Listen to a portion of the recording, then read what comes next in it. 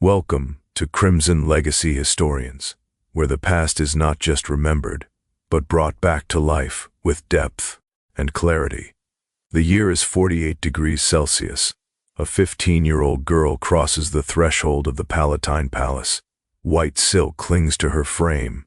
Myrtle leaves crown her golden hair. The Senate rises. The people roar approval. Emperor Claudius, 50 years old, his left leg dragging slightly, speech caught in his throat, takes her small hand in his. His name is legend. Hers will become something else entirely.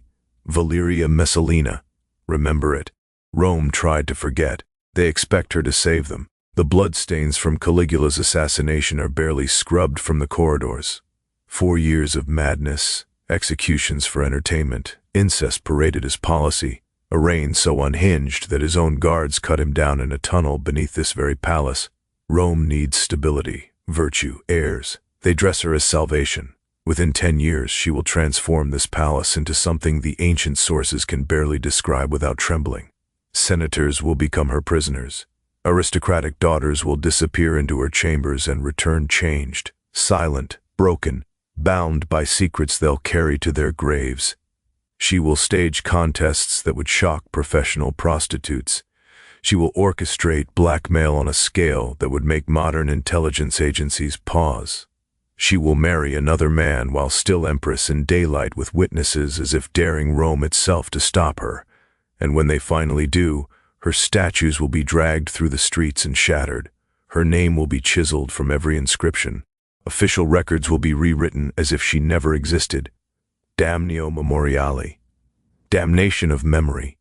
2,000 years later, you're still here, still listening, because the things Rome tried hardest to erase are the things we can't stop digging up. So what happens when corruption isn't a symptom of power, but the power itself? Rewind to 38 CE. The Forum is alive with voices. Merchants hawking silk, senators arguing over grain, children running between columns. Rome looks invincible, but the rot is already there. Tiberius died 2 years ago, paranoid, hated, alone on Capri. Then came Caligula. 4 years of madness, executions as entertainment, a horse appointed to the Senate, senators forced to watch as he violated their wives at dinner. When the Taurian Guard finally moved, January 24, 41 CE, 29 stab wounds ended it. His wife dead beside him, their infant daughter's skull smashed against a wall. Rome exhaled, then panicked. Who comes next? They find him hiding behind a curtain. Claudius, the stammering uncle, the family embarrassment with the limp and the drool. 50 years old, never wanted power, never expected it. The guard proclaims him emperor anyway, not because he's qualified, because he's alive, and Rome needs someone wearing the purple before the city tears itself apart. Claudius knows he's a placeholder. He needs legitimacy, fast, an heir, a dynasty, proof the gods haven't abandoned Rome. So he marries Valeria Messalina, third cousin, 15 years old. Bloodline that traces back to Anas himself. Beauty that poets build careers describing. Pale skin, golden hair, features so perfect they look carved. She's been groomed for this. Educated in virtue, taught to lower her eyes, speak softly, embody the chastity that holds civilization together. On paper, she's perfect. The Senate approves, the people cheer. The empire has a future again. But here's the question nobody asked. What happens when you take a child and dress her as a goddess? When you place her in a palace where every door opens at her command? Where senators bow? Where her husband is twice her age and terrified of losing power? When you tell her that her entire value exists in her womb and her purity, that she must be modest, obedient, chaste, a living symbol of virtue. When you hand unlimited power to someone whose only instruction is don't use it, what happens when the gap between what she's forced to be in public and what she desires in private becomes a chasm? Rome is about to find out. If this moment doesn't move you to stay and learn what happens when power meets forbidden desire, you're missing the lesson our ancestors died to teach. Because what comes next isn't just scandal. It's how empires crumble from the bedroom, not the battlefield.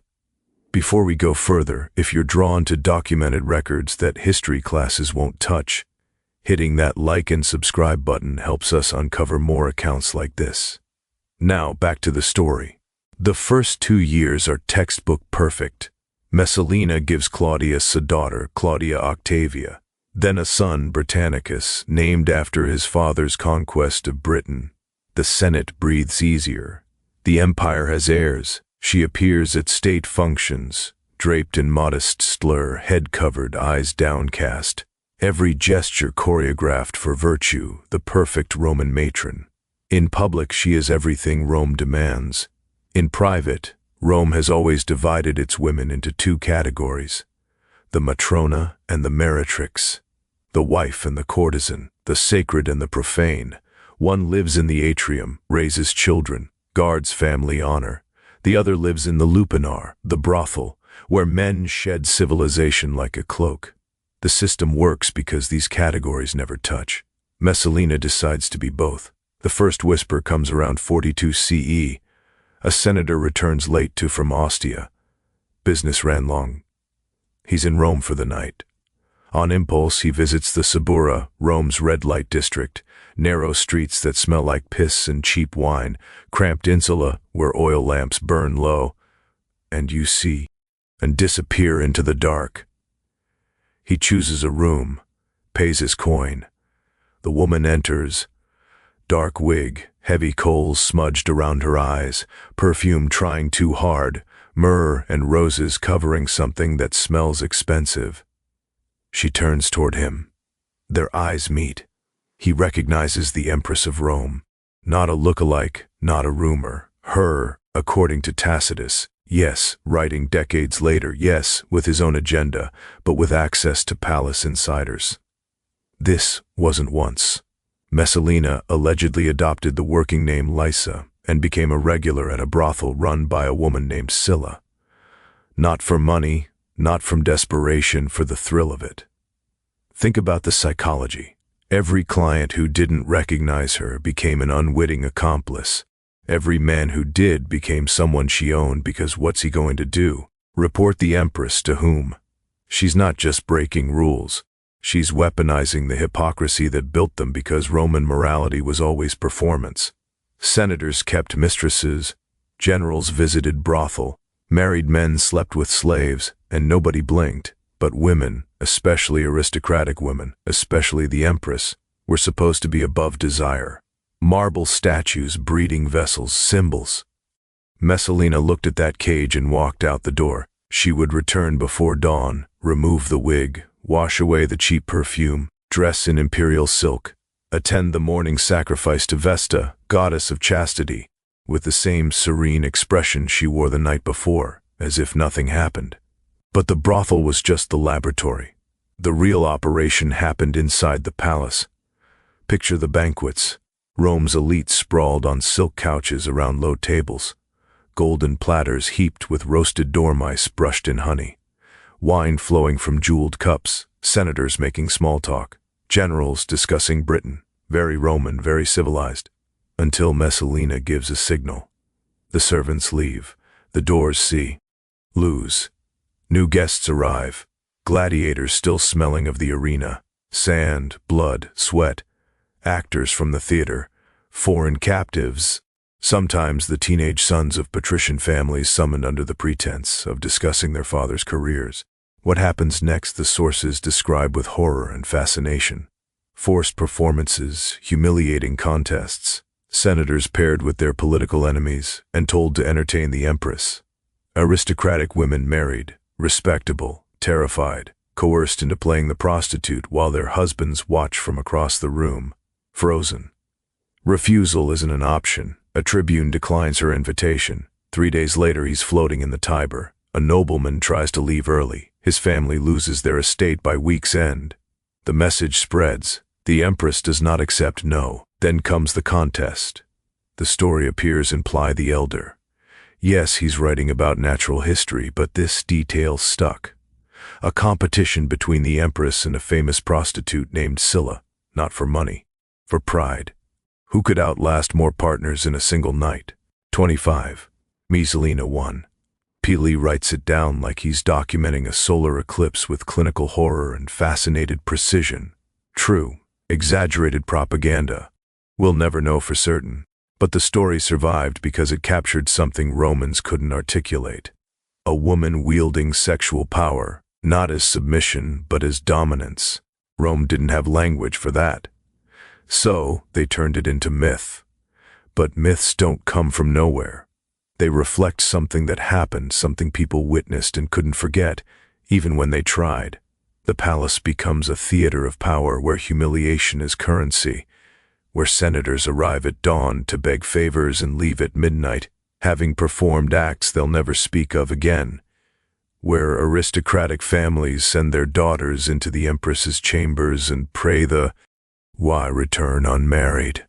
Most do, some don't. Nobody asks questions because by now everyone understands the system.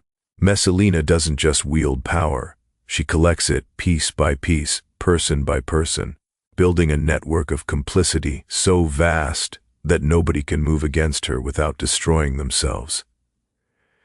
Every participant becomes a prisoner. Every witness becomes an accomplice. She doesn't need the Senate's approval. She has their shame. That's better than loyalty. Loyalty can shift.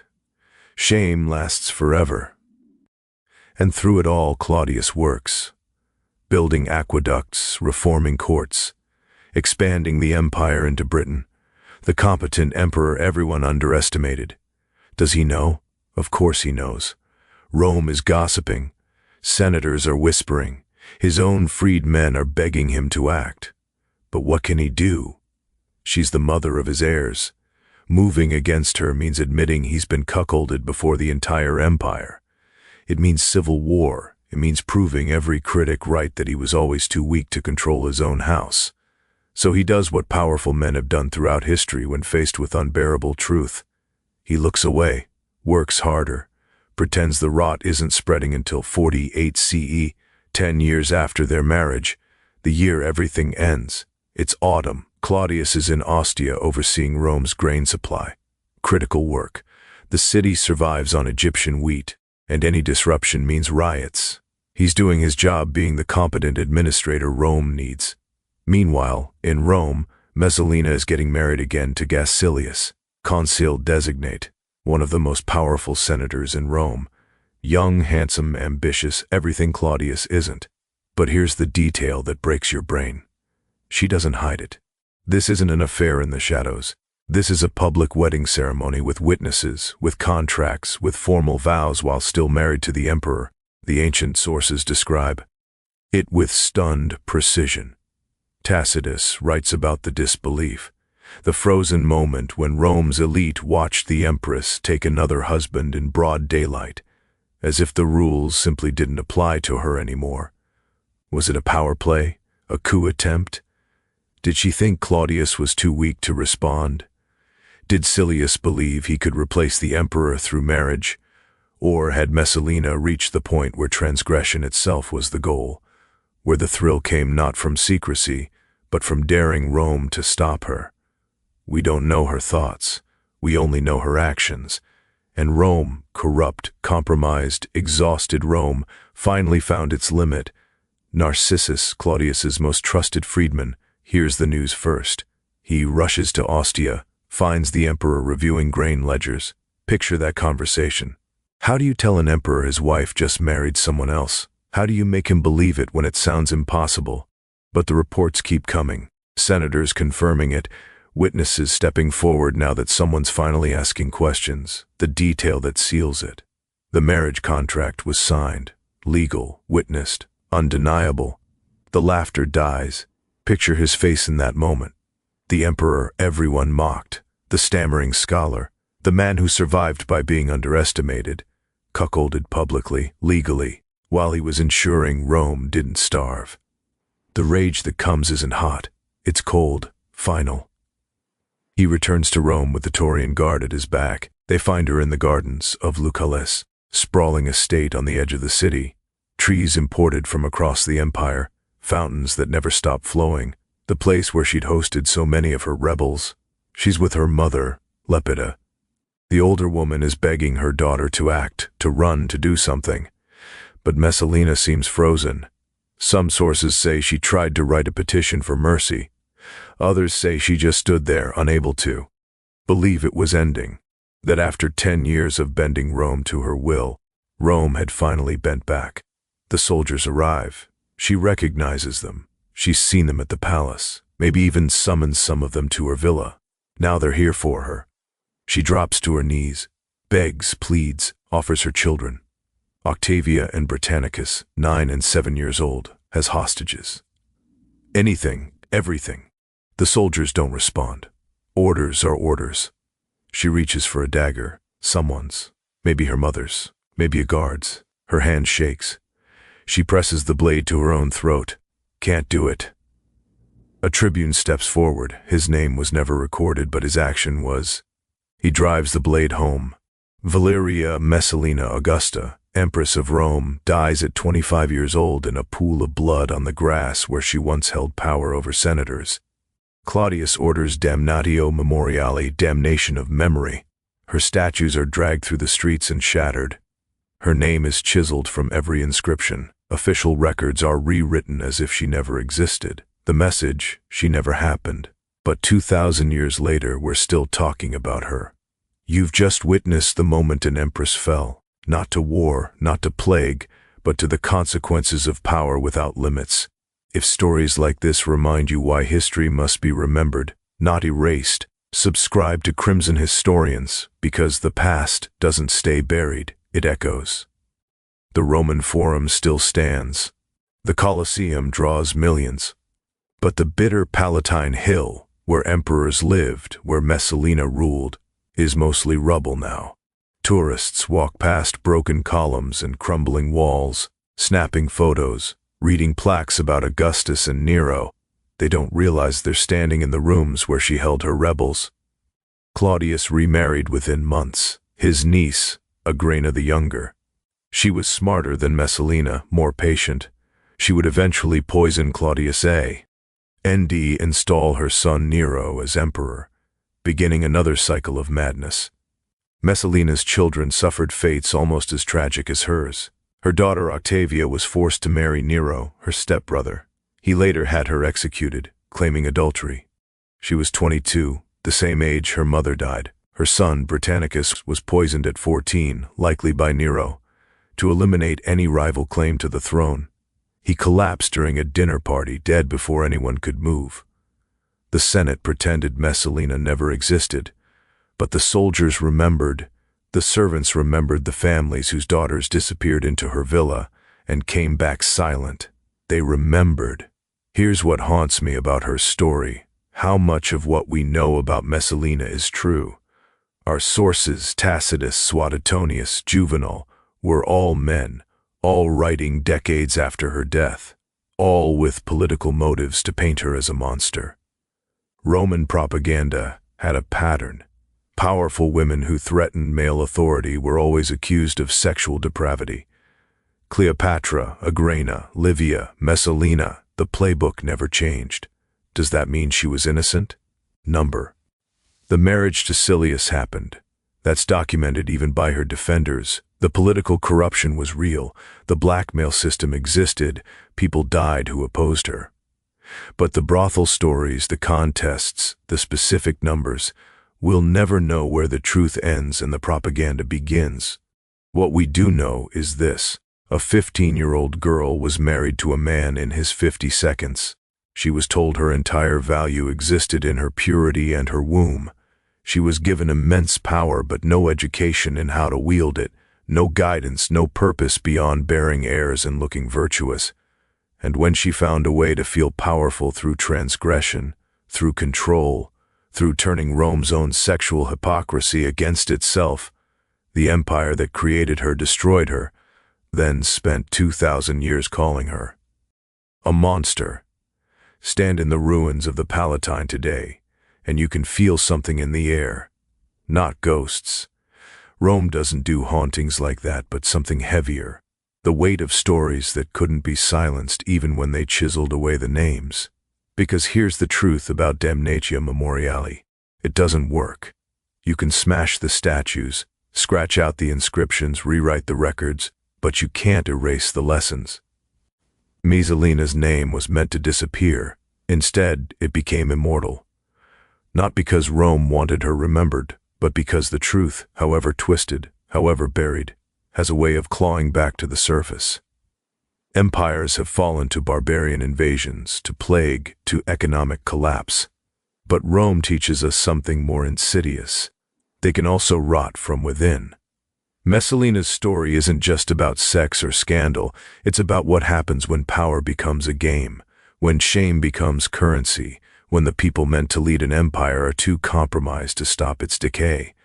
Every senator she humiliated stayed silent. Every general she blackmailed remained loyal.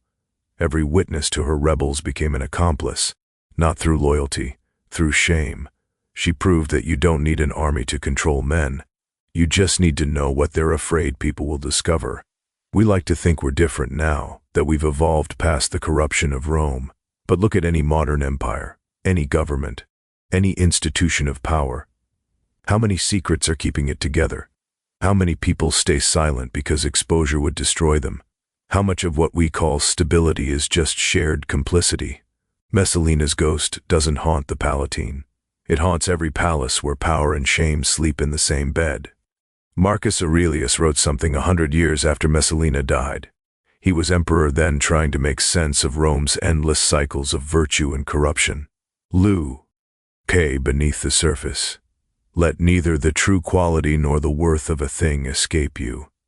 He was thinking about leaders like her, people whose surfaces gleamed while their cores rotted. But he might as well have been warning us. Because the lesson isn't that Messalina was uniquely evil. The lesson is that Rome created her, married her off at 15, gave her power without purpose, then destroyed her when she used that power in ways that exposed their hypocrisy. Her name was erased, her story survived, and 2,000 years later, we're still trying to understand what it means when the people given power to preserve virtue become the architects of its destruction. You've just witnessed one of history's darkest truths.